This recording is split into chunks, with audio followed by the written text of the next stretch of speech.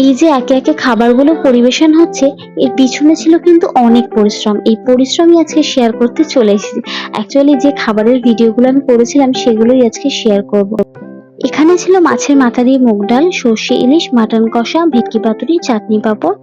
আরো একটা বিশেষ জিনিস ছিল এই যে জামাই ষষ্ঠী লেখা কেকটা, এটা কিন্তু আমার আইডিয়াই ছিল। তো চলো খাবারগুলো কিভাবে কি রেডি করলাম, যে কয়েকটা আছে আমার কাছে সেটাই শেয়ার করে দিই। এখানে দু রকমের সর্ষে ছিল, পোস্ত ছিল, কাঁচা লঙ্কা, আদা আর একটু নারকেল কোড়া আর একটু টক দই। তো এখানে আমি সর্ষের তেল আর লবণ দিয়ে দিয়েছিলাম মিক্সটার সাথে। এরপর হলুদ আর লঙ্কাও পড়বে। এখানে মাছগুলো ম্যারিনেট করা ছিল নুন আর ভিনিগার দিয়ে। তো এইগুলোকেই আস্তে আস্তে এর মধ্যে ছেড়ে দেব। তো মাছগুলো তো এর মধ্যে ডুব দিয়ে খুব খুশি। এরপর আস্তে আস্তে ওদের হয়ে গেল হলুদ মাখা। তো এরা এখন রেডি। তো 30 মিনিটস ম্যারিনেশন এরকম করে দেওয়ার পর আর তার সাথে করে নিচ্ছিলাম এই তাওয়াটা গরম করে কলা পাতাগুলোকে সেঁকে নিচ্ছিলাম, যাতে কলা পাতাগুলো ভেঙে না যায় মরার সময়। তো তারপরে কাজ শুরু। এগুলোকে বক্স করতে হবে, মানে কলা পাতায় মুড়তে হবে। একটা করে কাঁচা লঙ্কা দিয়ে মুড়ে নিচ্ছিলাম। এটা আমাকে দিদি হেল্প করেছে, ভিডিওটা যেহেতু আমিই করছিলাম তাই। তো এটা একটা সুতো দিয়ে বেঁধে নেওয়া হচ্ছিল। নেক্সট আরো একটা দেখিয়ে দিচ্ছি কিভাবে মুড়তে হবে এটা, যাতে কোনোভাবেই গ্রেভিটা বাইরে না বেরিয়ে আসে। এইভাবে দুদিক থেকেই মুড়তে হবে।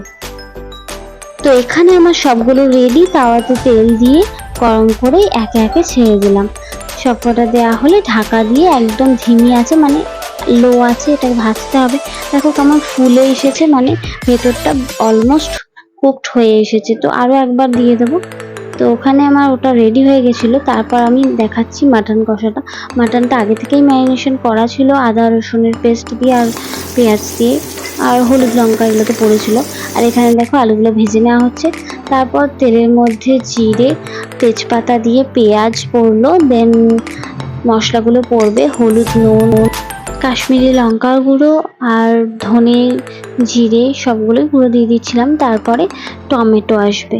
তো এগুলো মোটামুটি কষে যাওয়ার পর এইবার ম্যারিনেটেড মাটনটাকে দিয়ে দিতে হবে এর মধ্যে।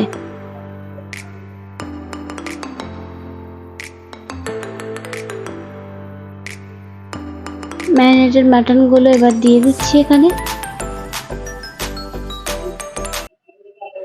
এবার প্রথমে আঁচটাকে আস্তে করলে হবে না, একটু জোরেই রাখতে হবে যাতে খুব বেশি জল না বেরিয়ে যায়। তো মোটামুটি কষে যাওয়ার পর এটাকে ট্রান্সফার করে নিয়েছিলাম আমাদের প্রেশার কুকারটায়। প্রেশার কুকারেও কিছুক্ষণ কষিয়ে নিয়ে ওটা ঢাকা দিয়ে সিটি দিয়ে নিলাম। তো মোটামুটি এখানে রেডি, কিন্তু আরেকটু সিদ্ধ হলে ভালো হয়। তো এই মোমেন্টে ওই ভাজা আলুগুলো দিয়ে দিলাম, আরেকটা সিটি দিয়ে নামিয়ে নিলাম। মানে এখানে গরম মশলা লাস্টে দিয়ে। দেখো কি অপূর্ব দেখাচ্ছে এটা, খেতেও দুর্দান্ত হয়েছিল সত্যি। ও এখানে কিন্তু আরো কিছু ছিল, মানে অনেক রকমের ফ্রুটস কেটে দিয়েছিলাম যখন সকালবেলায় জামাইবাবু এসেছিল তখন। তো সেটার ক্লিপটাই আমি দেখিয়ে দিচ্ছি। এখানে বিভিন্ন রকমের ফ্রুটস ছিল, খুবই টেস্টি টেস্টি।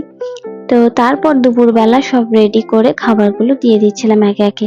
বাট রিভিউটা তো আমিই দেবো তোমাদেরকে, জামাইবাবু দেয়নি। রিভিউটা দিয়েছে, অ্যাকচুয়ালি ভিডিওতে ক্যাপচার হয়নি। তো মোটামুটি জামাইবাবুর খাওয়া কমপ্লিট হয়ে গেল। তো আমিও এখানে নিয়ে বসে পড়লাম। একটু ডাল নিয়েছিলাম যেটা লেবু দিয়ে চিপে খেতে অসাধারণ লাগছিল।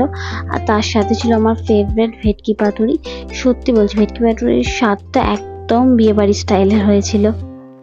তোমরা কখনো ট্রাই করলে অবশ্যই জানিও তোমাদের কেমন লাগলো রেসিপিটা। আর সাথে ছিল মাটন কষা, মাটনের আলু ঝোল আর মাটন সব একসাথে মিলে টেস্ট তো দুর্দান্ত এসেছিল। জামাইরা তো জামাই আদর খেয়ে পালালো, কিন্তু বৌমা ষষ্ঠীটা কবে হবে তোমরা জানলে আমাকেও জানিও কিন্তু। তো আজকের মতো ভিডিওটা এখানেই শেষ করলাম। ভিডিওটা ভালো লাগলে do like, share and subscribe.